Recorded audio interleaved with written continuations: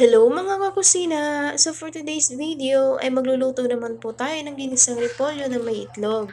Maglagay nga lang tayo ng mantika sa ating kawali at iprito na po natin ang ating itlog hanggang sa maging ganito po ang kanyang texture. Mag-prepare nga lang din po ulit tayo ng kawali at lagyan lang din po ulit natin ng mantika at pagkatapos po ay gisa na po natin ang ating bawang. Isunod na rin po natin ang ating sibuyas at pagkatapos po niyan ay ilagay na rin po natin ang ating repolyo.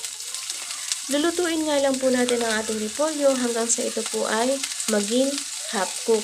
At pagkatapos po niyan, ay pwede na rin po natin ilagay ang ating naman pong piniritong itlog sa ibabaw nito.